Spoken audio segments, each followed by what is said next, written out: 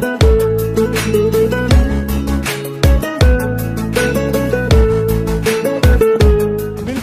کرونا دا لهر او مختلف خلک چې دی پاغي کې د ماسک اویرنس او د هغې د تقسیم په حواله باندې خپل کردار لوبوي. دغه رنګي باچا فیلنګ سټیشن چې دی د شنګردار د پېټرولیم دوی یو منفرد نوم دی، نو هغوی چې دی هم په دې کاري خیر کې حصه اخیستې. د هغې سی او زنګ سره موجود دی چې تاسو راته ووایئ په څه مقصد باندې د ماسک استعمال او د اویرنس ته تاسو راووتئ، مقصد یو مین څه و؟ بسم الله الرحمن الرحیم. زه اول ستاسو د سوات نیوز او د بازیره نیوز شکریه ادا کوم جی. مای پېټرولیم د طرفه جی د باچا فیلنګ سټیشن د پم د طرفه موږ دا یو دغه وکړو چې کرونا وایرس دغه دی جی، په دې کې SOPs فالو کول غواړي جی.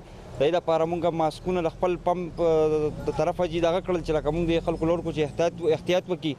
باچا صاحب دا راته ووایه چې څومره ضروري دی د ماسک استعمال، دا کومه وبا چې ده په دې کې د ماسک کردار څونه دی؟ نو جی که زه ووایم جی نو ماسک کې زموږ ته ډېر ضرورت دی د ماسک جی. د دې بیمارۍ نه موږ محفوظ پاتې شو د بیمارۍ نه جی. نو په دې کې موږ هم حصه واخیسته موږ چې پبلک خلکو له موږ یو دغه ورکړو د خپل طرفه یو دغه وکړو د ثواب په نیت باندې چې لکه د بیمارۍ نه خلک بچ پاتې شي جی. درنګ جهان مننه.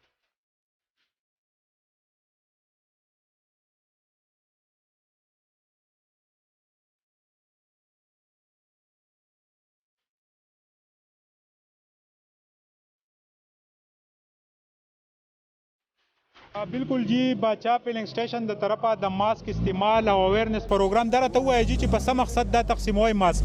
جی دا خو موږ د عوامو دپاره لکه ورکو، لکه چې زموږ د عوامو ته چې دی لکه خیال وساتلی شي. نو تاسو چې کوم ماسک ورکوئ یا د کومو خلکو نه نو څه محسوس کوئ؟ په خوشحالۍ علي؟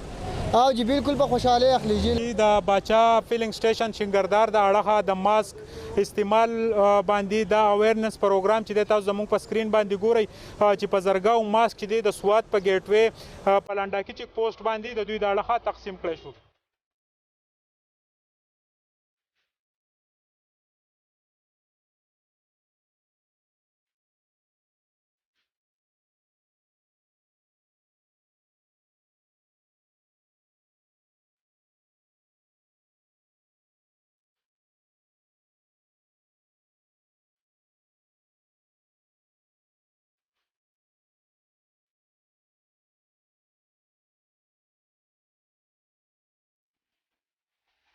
بالکل جی، د کرونا وایرس د دریم لهر او مختلف ارګنایزیشن په هغې کې د ماسک د استعمال په حواله باندې اویرنس او د هغې د تقسیمولو پروګرامونو کې زموږ سره د باچا فیلنګ سټیشن منیجمنټ ډایرکټر سید بلال علي شاه باچا او د هغوی ټیم چې دی هم په لنډاکي چیک پوسټ باندې موجود دي.